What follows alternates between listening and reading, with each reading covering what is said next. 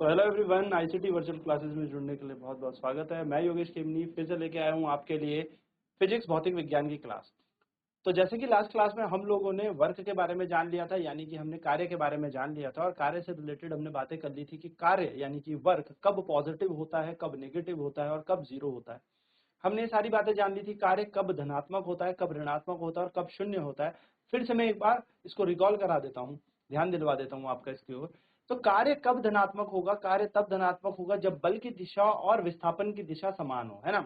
यानी कि जब फोर्स और डिस्प्लेसमेंट एक ही डायरेक्शन में हो तब जाके हमारा वर्क पॉजिटिव वर्क कहलाएगा। जब फोर्स एंड डिस्प्लेसमेंट एक दूसरे के अपोजिट डायरेक्शन में हो तो हमारा यहाँ पर नेगेटिव वर्क डन हो जाएगा। यानी कि जब कार्य और विस्थापन एक दूसरे के विपरीत दिशा में होंगे तो यहाँ पर जो कार्य होगा वो ऋणात्मक कार्य होगा। और जब ये एक दूसरे के लंबवत होंगे, यानी कि जब कार्य और विस्थापन लंबवत होंगे यानी कि परपेंडिकुलर होंगे, तो इस केस में हमारा वर्क डन जीरो हो जाएगा। यानी कि एक सर्कुलर पाथ में जब हम घूमते हैं, आपने यूनिफॉर्म सर्कुलर मोशन में पढ़ा भी होगा, यानी कि जब आपने एक समान वृत्त या गति पढ़ी होगी तो उसमें आप लोगों ने देखा भी होगा कि जो बल लगता है वो हमेशा अंदर की तरफ लगता है, यानी कि अभिकेंद्र बल हम उसे कहते हैं। हालांकि आपके पास अभी अभिकेंद्र बल है नहीं, बट फिर भी याद रखना किसी भी बॉडी को सर्कुलर पाथ में अगर घूमना है तो सेंट्रीपिटल फोर्स तो नेसेसरी है, अभिकेंद्र बल तो चाहिए ही। तो घूमते वक्त जो बल लगेगा वो केंद्र की तरफ लगेगा उस वृत्त के, और जब हम भाग रहे होंगे तो हमारी जो वेलोसिटी होगी यानी कि डिस्प्लेसमेंट होगी वो होगी स्पर्श रेखा के तहत, यानी कि हमारे टेंजेंशियल हमारी वेलोसिटी होगी, जिसके कारण यहाँ पर फोर्स और डिस्प्लेसमेंट आपस में परपेंडिकुलर हो जाएंगे, यानी कि बल और विस्थापन आपस में लंबवत हो जाएंगे और यहाँ पर हमारा कार्य शून्य हो जाएगा, यानी कि वर्क डन जीरो होगा। ठीक है, अब आज की कहानी यानी कि आज की क्लास में हम शुरू करने वाले हैं एनर्जी के बारे में। तो आप सभी को पता है life is impossible without energy. बिना ऊर्जा के भैया हमारा जीवन संभव ही नहीं है, बिल्कुल जी ही नहीं सकते, बिल्कुल जब तक एनर्जी नहीं है तो हम यहाँ पर कभी भी सरवाइव नहीं कर सकते। कैसे? क्योंकि खाने के लिए हमें एनर्जी, मतलब अगर हमने खाना खाया है तो तभी हमें ऊर्जा प्राप्त होगी। तो यहाँ पर भी यहीं पे ये बातें बताइए कि life is impossible without energy, the demand for energy is ever increasing. हमारी जो जिंदगी है, लाइफ है, जीवन है, ये जीवन काल बिना ऊर्जा के संभव ही नहीं है, और दिन प्रतिदिन इस ऊर्जा की डिमांड यानी कि इसके लिए बढ़ती ही जा रही है। हमें ऊर्जा चाहिए ही चाहिए, है ना। So where do we get energy from? हमें ऊर्जा मिलेगी कहाँ से? तो ऊर्जा का जो सबसे बड़ा स्रोत है, या हम कह सकते हैं एनर्जी का जो अल्टीमेट सोर्स है, वो होता है सन। सन एक बिगेस्ट नेचुरल सोर्स है, प्राकृतिक रूप में सबसे बड़ा जो ऊर्जा देने वाला है वो है सूर्य। मतलब हमें सबसे ज्यादा ऊर्जा कहाँ से मिलेगी? सूर्य से हमें सबसे ज्यादा एनर्जी मिलती है, सन से हमें सबसे ज्यादा एनर्जी मिलती है। तो many of our energy sources are deprived from the sun. आधा से ज्यादा क्या, बहुत सारे, ठीक है, बहुत सारे जो ऊर्जा के स्रोत होते हैं, कुछ भी होता है, वो हमें कहाँ से प्राप्त होते हैं? सूर्य से ही प्राप्त होते हैं। We can also get energy from the nucleus of an atom. हमें कहाँ से मिल सकती है? एक परमाणु के नाभिक से भी हमें ऊर्जा मिल सकती है। इवन दो ये जो पृथ्वी है, इस पृथ्वी के केंद्र में यानी कि जो कोर है हमारे अर्थ का, वहां पर भी हमें एनर्जी मिलेगी, जिसको हम जियोथर्मल एनर्जी कहते हैं। हवाओं में, तूफानों में ऊर्जा होती है, जो टाइड्स होते हैं जिनको हम ज्वार भाटे बोलते हैं, उनमें भी क्या होती है? ऊर्जा हमें प्राप्त होती है ना। सवाल ये आता है कि ये एनर्जी आती कहाँ से है और इसके अदर सोर्स और क्या क्या है। ठीक है, तो और क्या क्या इसके स्रोत हो सकते हैं? तो देखो, आप अगर किसी हैमर को उठाओगे, है ना, हैमर का मतलब क्या हो गया? अगर आपने कभी सुना होगा, आपने कभी एक हथौड़े को उठाया और हथौड़े से कील ठोकी, तो उस हथौड़े के पास भी तो एक ऊर्जा होगी जिसके कारण वो कील किसी दीवार में आप ठोक सके। तो भाई जो हथौड़े के पास ऊर्जा है वो कहां से आई, है ना। आप लोगों ने कई बार ऐसा क्या होगा, एक पत्थर उठाया और यूं किसी चीज पे मारा या मटके पे मारा तो वो मटका टूट जाता है, वो ऊर्जा उस पत्थर के पास कहां से आई? सवाल यही है। तो यहाँ पर हमारे पास और भी ऊर्जाएं होती हैं, सिवाय खाने पीने की ऊर्जा के अलावा भी और ऊर्जाएं होती हैं। तो ऊर्जा के बहुत प्रकार होता है। तो थोड़ा सा डिस्कशन कर लेते हैं फॉर्म्स ऑफ एनर्जी की, कि एनर्जी क्या होती है। तो एनर्जी जो होती है बेसिकली, अगर मैं सबसे पहले आपको डिफाइन करूं तो ऊर्जा का मतलब होता है किसी कार्य को करने की क्षमता। The capacity to do work is known as energy. अगर आप किसी कार्य को कर पा रहे हैं, आप उस कार्य को तभी कर पाएंगे जब आपके पास ऊर्जा यानी कि एनर्जी होगी। अगर आपके पास एनर्जी है, अगर आपके पास ऊर्जा है, तभी आप कोई काम कर पाएंगे। सोचो, बिना ऊर्जा के कोई काम कर पाओगे? ऐसा एक उदाहरण आपके दिमाग में आ रहा है जिसमें आप बिना ऊर्जा के काम कर सकते हो? Without any energy you are doing work, is this possible? सोचो। तो आपका जवाब होगा नहीं, है ना। आप बिना ऊर्जा के कोई कार्य कर ही नहीं सकते। इवन तो अगर मुझे खाना भी खाना है ना, खाना प्लेट से उठा के मुंह तक लेके जाना है, तो उसके लिए भी मुझे मूवमेंट करना पड़ेगा और उसके लिए मेरी ऊर्जा चाहिए, चाहे बहुत ही कम अमाउंट में ऊर्जा जाए। बिना ऊर्जा के आप ना तो चल सकते हैं, बिना ऊर्जा के ना आप उठ सकते हैं, बैठ सकते हैं, इवन दो सो भी नहीं सकते बिना एनर्जी के। क्यों? क्योंकि हमारे हार्ट, लंग्स यानी कि जो भी इंटीरियर ऑर्गन्स होते हैं हमारे, जैसे दिल हो गया, किडनी हो गई, फेफड़े हो गए, ये सारे के सारे को क्या चाहिए? काम करने के लिए प्रॉपर ऊर्जा चाहिए। बोलने के लिए मुझे ऊर्जा चाहिए, एनर्जी चाहिए, है ना? जैसे कि मैंने पहले भी उदाहरण दिया था कि आप लोग अपने स्कूलों में पढ़ते हो तो कई बार आप लोग क्या करते हैं, सर अगर क्वेश्चन पूछे तो आप बहुत ही स्लो आंसर देते हैं, तो सर बोलते हैं क्या हुआ, आज खाना नहीं खाया क्या? एनर्जी नहीं है आपके अंदर। यानी कि ऊर्जा की जरूरत होती है बोलने के लिए भी। तो अगर मैं ऊर्जा यानी कि एनर्जी को डिफाइन करूं तो एनर्जी कुछ नहीं होती, energy is capacity to do work. Energy को हम कहेंगे कैपेसिटी टू डू वर्क, किसी कार्य को करने की क्षमता।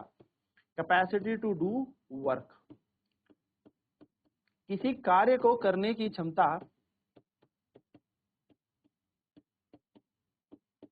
क्या कहलाती है? ऊर्जा कहलाती है। तो फटाफट से इसे नोट कर ले और फिर बढ़ते हैं आगे की तरफ।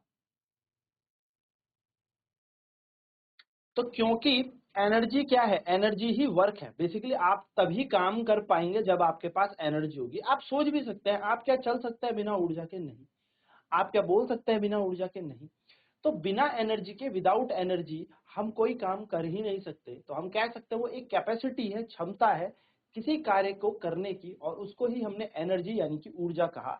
तो ऊर्जा अगर कार्य है तो एक बात समझ में आती है, इसकी इकाई भी जूल ही होगी। जैसे वर्क की एनर्जी या वर्क इज एनर्जी आप कह सकते हो, तो जैसे ऊर्जा या मैं कह सकता हूं कार्य, कार्य की इकाई यानी कि unit of work is joule, उसी तरीके से एनर्जी की यूनिट भी जूल होती है। तो आपसे क्वेश्चन पूछा जाता है कई बार कि what is the SI unit, यानी कि एसआई इकाई क्या होती है एनर्जी की, यूर्जा की, तो आपका आंसर होगा जूल। ठीक है, सब बात याद रखेंगे। जूल जो होती है वही ऊर्जा की इकाई भी है, यानी कि वर्क की यूनिट तो जूल है ही, लेकिन साथ साथ में एनर्जी की यूनिट भी क्या होती है? जूल। यानी कि जो एनर्जी की यूनिट है वही वर्क की यूनिट है। मैं इस बात को इसलिए ध्यान में डाल रहा हूं कि आप भूलिएगा मत। ठीक है, आप इस चीज को भूलिएगा मत। वर्क इज एनर्जी, कार्य ही ऊर्जा है, आप ऐसे याद रखिएगा। बट एक छोटा सा इन दोनों के बीच फिजिकल सिग्निफिकेंस, यानी कि अगर मैं इनके बात करूं तो छोटा सा डिफरेंस है। कार्य वो है जो हम करते हैं, पर कार्य किया कैसे जाता है? एनर्जी से किया जाता है। बस इतना सा डिफरेंस है, बहुत बड़ा डिफरेंस नहीं है। There is a little difference between work and energy, बहुत ही छोटा सा डिफरेंस है। इसलिए हम कई बार फिजिक्स में जब न्यूमेरिकल भी करेंगे ना, तो एनर्जी निकालने को हमसे पूछा जाएगा, यानी कि हमसे ऊर्जा निकालने को बोलेगा, तो हम कार्य को ही निकालेंगे। बट आपको दिमाग में एक छोटी सी इनके बीच का डिफरेंस याद रखना, और वो ये होता है कि वर्क होता है जब हम किसी काम को करते हैं, यानी कि जब हम किसी बॉडी पे फोर्स लगाएं और वो बॉडी डिस्प्लेस हो जाए। वर्क कब होगा? जब हम फोर्स लगाएंगे और बॉडी डिस्प्लेस होगी। यानी कि कार्य कब होगा? जब हम बल लगाएंगे और वस्तु विस्थापित होगी। लेकिन ये बल लगाया कैसे जाएगा? ये लगाया जाएगा किसी ऊर्जा से। जैसे कि मेरे पास एक हथौड़ा और मैं उस पर कील पे मार रहा हूं, तो कील पे जो मैंने मारा और कील जो है इंसर्ट हुई, यानी कि वो दीवार के अंदर इंसर्ट हुई होगी, तो आपने क्या किया? हथौड़ा मारा।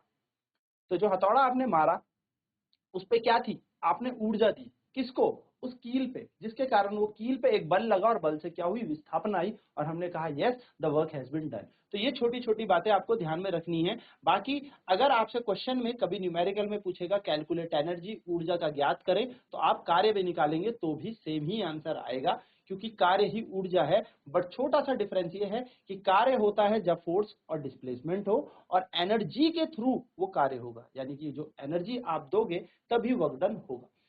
ठीक है, तो आगे की बात इसमें यही कही है, देखो 1 joule energy is required to do 1 joule of work, यानी कि 1 जूल की ऊर्जा आप दोगे तो 1 जूल ही कार्य होगा।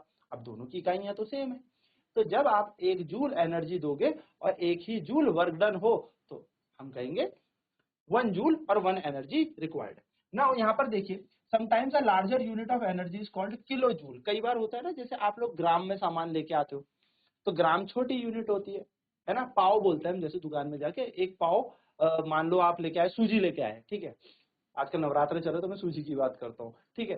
तो एक पाव सूजी लेके आए, तो सूजी एक पाव क्या हुआ? पाव इज इक्वल टू 250 ग्राम, 250 ग्राम को पाव बोलते हैं। अब इससे बड़ी यूनिट क्या होगी? आधा किलो, आधा किलो 500 ग्राम। इससे और बड़ी यूनिट क्या होगी? 1 किलो मतलब 1 किलोग्राम। किलोग्राम का मतलब होता है 1000। तो सिमिलरली हमारे पास जो किलो जूल होगी उसके अंदर 1000 जूल होंगे। तो इस बात को नोट कर लेना कि 1 किलो जूल के अंदर कितना होता है? 1 किलो जूल के अंदर 1000 जूल होते हैं। ठीक है, तो जल्दी से इसे नोट कर लें, फिर आगे हम अब ऊर्जा के प्रकार के ऊपर चलते हैं। चलिए, तो काम तभी होगा जब आपके पास ऊर्जा होगी, यानी कि वर्क इज एनर्जी, कार्य ही ऊर्जा है। तो बात करते हैं आगे कि अब ऊर्जा के प्रकार कितने होते हैं, काइंड ऑफ एनर्जी बोल सकते हो या आप कह सकते हो फॉर्म्स ऑफ एनर्जी। तो ऊर्जा के क्या प्रकार होते हैं? तो ऊर्जा बहुत प्रकार की होती है, बहुत तरीके की ऊर्जा हमारे पास होती है, लेकिन जो हमारे पास हमने जो बेसिकली पढ़नी है वो पढ़नी है पोटेंशियल एनर्जी और काइनेटिक एनर्जी, यानी कि हमने पढ़नी है गतिज ऊर्जा और स्थैतिज ऊर्जा। अब ये क्या होती है इनके बारे में भी बात करेंगे, पर जैसे कि हमारे पास बहुत सारी ऊर्जाओं के मैं बारे में बता रहा हूँ, तो हमारे पास कितनी ऊर्जा होती है? तो वेरियस फॉर्म्स होती हैं, जिसमें यांत्रिक ऊर्जा होती है। और यांत्रिक ऊर्जा, देखो क्वेश्चन आता है what do you mean by mechanical energy, यांत्रिक ऊर्जा से आप क्या समझते हैं?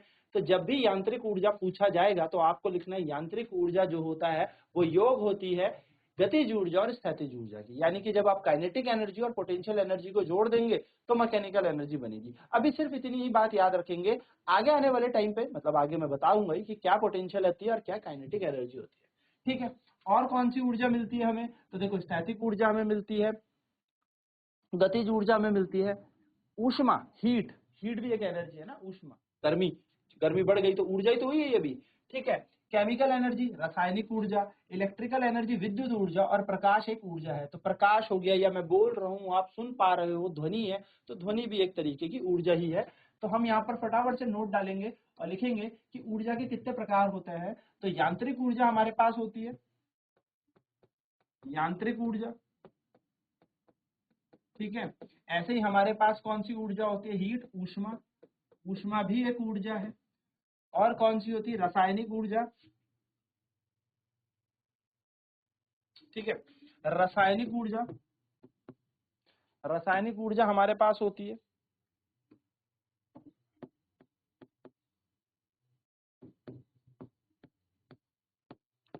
इसी तरीके से हमारे पास और ऊर्जा होती है प्रकाश, प्रकाश भी एक ऊर्जा है, ध्वनि ऊर्जा है, इत्यादि बहुत सारी होती है ऊर्जाएं हमारे पास। तो ये ऊर्जा के उदाहरण है, ये आपको पता होने चाहिए, तो फटाफट से इन्हें नोट कर लीजिए। तो ऊर्जा के भिन्न भिन्न प्रकार होते हैं, अलग अलग होते हैं। तो how do you know that some entity is form of energy, discuss with your friend and teachers. तो कैसे पता लगेगा कि कोई चीज ऊर्जा है, या कोई भी राशि आपके आसपास है तो वो ऊर्जा है या नहीं, कैसे पता लगेगा? ठीक है, तो ये अपने दोस्तों से पूछना कि ऊर्जा कौन कौन सी होती है, इसके अलावा आपको कौन कौन सी ऊर्जाएं पता है, ये अपने दोस्तों से डिस्कस भी करना। ठीक है, चलिए तो आगे बढ़ते हैं। तो देखिए यहाँ पर हमारे पास जो एक जूल साइंटिस्ट थे, इनकी कहावत यहाँ पे लिखी है कि ये एक ब्रिटिश फिजिसिस्ट थे और ये बेस्ट नोन जाने जाते हैं इलेक्ट्रिसिटी, यानी कि इन्होंने एक खोज की थी जूल जी ने, किसके ऊपर? विद्युत के ऊपर, यानी कि इलेक्ट्रिसिटी, जो बिजली चलती है ना हमारे आसपास, उस इलेक्ट्रिसिटी के ऊपर। और थर्मोडायनेमिक्स, थर्मोडायनेमिक्स यानी कि जब हम ऊष्मा से रिलेटेड बात करते हैं, ऊष्मा गतिकी की बात करेंगे। आप लोगों ने हाथ सेके होंगे आग में, ठंड में आप लोग आग सेकते हैं, है ना? पर कभी सोचा कि आग उतनी दूर जल रही है और मेरे हाथ इतनी दूर है, ये गर्म कैसे हो गए? आग तो उतनी दूर जल रही है, हाथ मेरे इतनी दूर है, फिर भी हाथ मेरे गर्म हो रहे हैं। क्या कभी सोचा सूरज तो इतनी ही दूर है, वहां से यहाँ जो पृथ्वी है इतनी गर्मी कैसे हो जाती है? तो इसके नियम और इनकी चीजों पर जो बात की थी वो की थी हमारे जूल ने। ठीक है, तो आप जब हायर क्लासेस में जाते हैं तो इसको पढ़ते भी हैं कि विकिरण बोलते हैं इसे, हम रेडिएशन कहते हैं, कि कहीं पर कोई आग जल रही हो तो उससे रेडिएशन आती हैं, कुछ तरंगे आती हैं, जिसके कारण हमारे हाथों को गर्मी लगती है।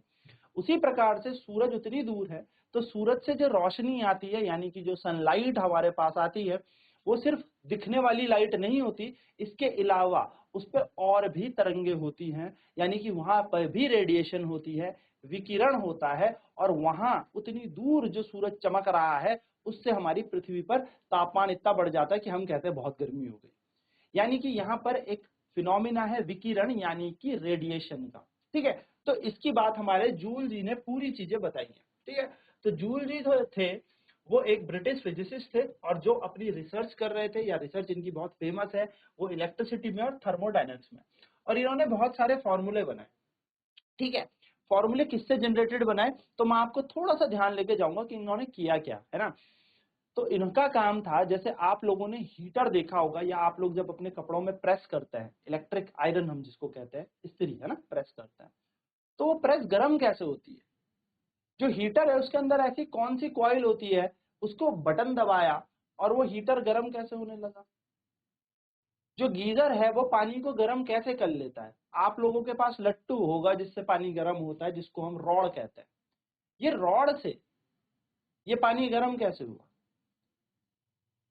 ये सारी की सारी चीजें जो हैं, ये इनके ही रिसर्च के ऊपर है। इन्होंने सब रिसर्च किया था और इन्होंने एक बहुत ही इंपॉर्टेंट कंपोनेंट, या मैं कह सकता हूँ एक बहुत ही इंपॉर्टेंट बात इन्होंने निकाली थी सामने, और वो ये थी कि जब किसी तार में जिसका प्रतिरोध बहुत ज्यादा हो, देखो रेजिस्टेंस के बारे में हमने पढ़ा भी था, ठीक है, जिसका प्रतिरोध, हम बात करेंगे प्रतिरोध क्या होता है, जिसका प्रतिरोध बहुत ज्यादा हो, उस तार में अगर करंट चला जाए, तो करंट के पास एक बहुत प्यारी चीज होती है, वो उसको गर्म कर देता है, यानी कि ऊष्मा प्रदान कर देता है। तो करंट यानी कि धारा के ऊष्मीय प्रभाव की बात भी इन्होंने की थी। यानी कि आपने सिर्फ एक स्विच ऑन करना है, करंट अपने आप उस हीटर को, उस गीजर को, उस इलेक्ट्रिक प्रेस को गर्म कर देगा।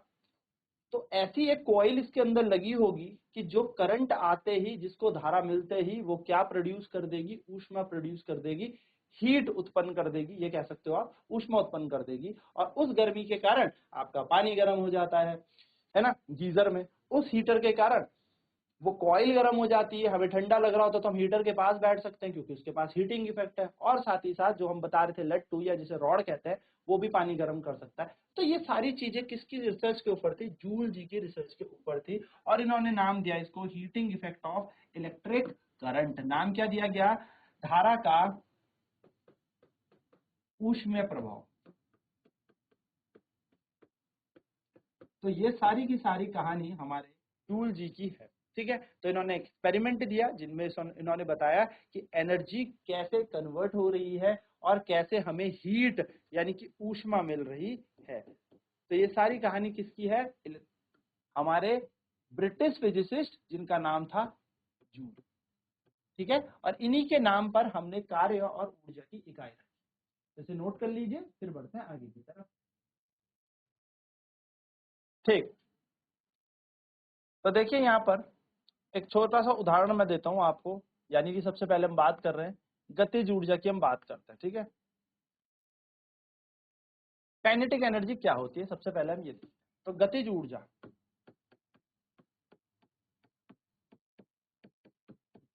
तो गतिज ऊर्जा क्या होती है, काइनेटिक एनर्जी क्या होती है। जैसे कि एक एग्जांपल के तौर पे आप समझिएगा कि आपके हाथ में एक छोटा सा पत्थर, ठीक है, अब आपने ये पत्थर क्या किया, फेंक दिया।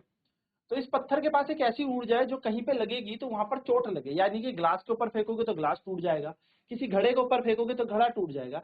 यानी कि जब कोई बॉडी मूव कर रही है, जब कोई वस्तु गति कर रही है, तो उस गति के कारण जो ऊर्जा उसके पास है उसे हम काइनेटिक एनर्जी कहते हैं, गतिज ऊर्जा कहते हैं।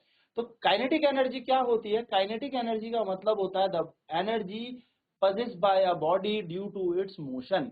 अपनी गति के कारण किसी वस्तु के पास जो ऊर्जा है उसको हम क्या कहते हैं, गतिज ऊर्जा कहते हैं। तो हम इसको यहाँ पे डिफाइन भी कर लेते हैं। हम यहाँ पे इसको थोड़ा सा डिफाइन कर लेते हैं, काइनेटिक एनर्जी क्या होती है। तो काइनेटिक एनर्जी को हम लिखेंगे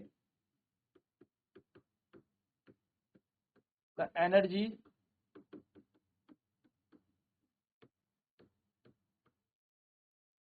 possessed by a body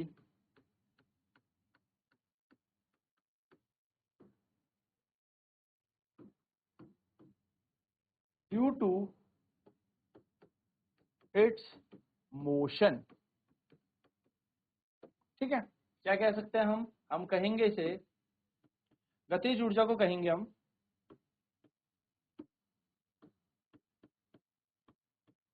गतिज ऊर्जा। मतलब क्या होता है, किसी वस्तु के पास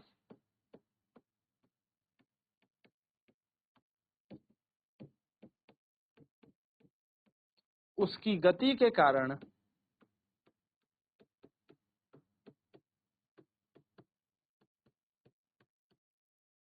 जो ऊर्जा होती है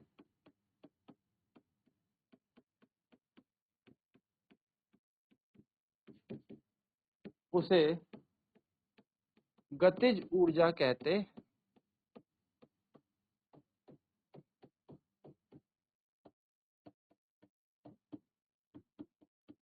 जल्दी से नोट कर लीजिए।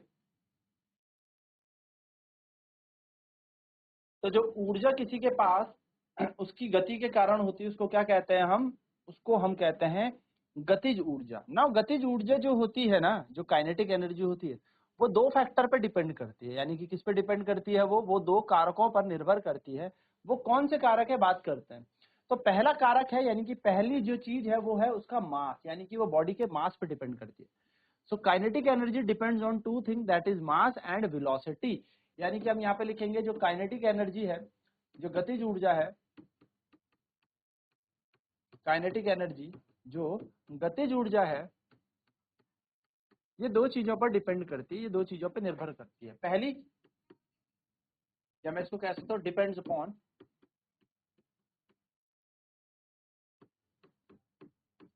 गतिज ऊर्जा किस चीज पे निर्भर करती है, तो पहली चीज है मास ऑफ बॉडी,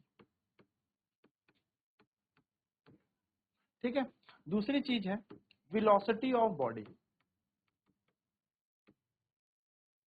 यानी कि the kinetic energy depends on two thing, first is mass of body, second one is the velocity of body.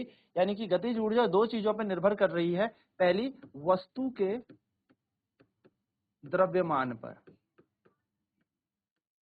और दूसरा करती है ये वस्तु के वेग पर, कि कितनी वेग, कितनी चाल, कितनी स्पीड से चल रहा है, ठीक है। यानी कि द्रव्यमान को हम m बोलेंगे और वेग को हम v बोलेंगे, ठीक। तो इसका सूत्र बन जाएगा हमारे पास गतिज ऊर्जा का हाफ m v का स्क्वायर, जहां पर m मैंने कह दिया मास होता है, द्रव्यमान होता है, और v का मतलब होता है वेग। ये इसका सूत्र, ठीक है। तो जल्दी से इसको नोट कर ले, फिर इस पे आगे चर्चा करते हैं। अब जैसा कि आप जानते हैं कि ये गतिज ऊर्जा है, तो गतिज ऊर्जा, अब ऊर्जा मतलब ऊर्जा ही होता है, तो इसकी इकाई क्या होगी, तो एसआई यूनिट इसकी होती है जूल। यानी कि इसकी एसआई इकाई क्या होगी, जूल इसकी इकाई होगी, ठीक है। और एक छोटी सी बात याद रखिएगा, सीजीएस इकाई भी इसकी पूछी जाती है कई बार, जिसमें सेंटीमीटर, ग्राम और सेकंड वाली इकाई पूछी जाए, तो याद रखिएगा इसकी इकाई होती है अर्ग, ठीक है। अर्ग इसकी सीजीएस इकाई, अर्ग, अर्ग इसकी सीजीएस इकाई होती है। तो कई बार क्वेश्चन आ जाता है एक जूल में कितने अर्ग, तो एक जूल में 10 की घात 7 अर्ग होते हैं। ये कैसे होते हैं ये मैं अभी आपको बताता हूं, पहले आप इसे नोट कर लीजिए। ना देखते हैं कि एक जूल के अंदर कैसे 10 की घात 7 अर्ग होते हैं, थोड़ा इसकी बात करते हैं। जैसा कि मैंने आपको बताया एक जूल जो होती है वो इसकी एसआई इकाई है, और जो एक अर्ग है वो एक सीजीएस इकाई है। अब एक जूल जो होता है ना, वो होता है 1 न्यूटन मीटर, ठीक है। एक जूल होता है 1 न्यूटन मीटर, और 1 न्यूटन के अंदर याद रखिएगा होते हैं 10 की घात 5 डाइन। 1 न्यूटन के अंदर 10 की घात 5 डाइन, तो हमने यहाँ लिख दिया इस न्यूटन के अंदर 10 की घात 5 डाइन, और मीटर के अंदर होते हैं 100 सेंटीमीटर, यानी कि 100 लगा देंगे यहाँ पर, सेंटीमीटर बन जाएगा। तो 1 जूल बराबर आ जाएगा, 5 और 2 7 घातें हो जाएंगी, तो 10 की घात 7 डाइन सेंटीमीटर। अब जो डाइन है वो एक सीजीएस इकाई है यूनिट की, और सेंटीमीटर है ये भी सीजीएस इकाई है, और फोर्स इनटू डिस्प्लेसमेंट बन रहा है, फोर्स किसकी इकाई है, फोर्स की इकाई है ना डाइन। डाइन की जो डाइन है वो बल की इकाई है, और सेंटीमीटर जो है वो दूरी या लंब विस्थापन की इकाई है। तो डाइन सेंटीमीटर का मतलब क्या हो गया, ये सीजीएस यूनिट हो गई, और इसका मतलब ये होता है अर्ग। यानी कि 1 जूल के अंदर कितने अर्ग हो गए, 10 की घात 7, और डाइन सेंटीमीटर को क्या बोला जाता है, अर्ग। तो 1 जूल इक्वल टू 10⁻7 अर्ग, ठीक है, नोट कर लीजिए। और उसी प्रकार से अगर एक अर्ग में पूछ लिया जाए, तो एक अर्ग में होते हैं 10 की घात -7 जूल, ठीक है, जल्दी नोट करें। तो आई होप ये सारी चीजें समझ में आ गई होगी। हमने ऊर्जा के बारे में जाना, ऊर्जा की कहानी शुरू की थी, गतिज ऊर्जा में हम पहुंच गए हैं, काइनेटिक एनर्जी में हम पहुंच गए हैं। आने वाली क्लासेस में हम पोटेंशियल एनर्जी, स्टैटिक ऊर्जा को भी देखेंगे और उसके बाद शक्ति भी देखेंगे, और फिर एक दो क्लासेस में आपके ऐसी कराऊंगा जिसमें हम न्यूमेरिकल्स और क्वेश्चंस करेंगे। तो चलिए मिलते हैं नेक्स्ट क्लास में। तब तक आईसीटी वर्चुअल क्लासेस में जुड़ने के लिए धन्यवाद। आपका दिन शुभ हो।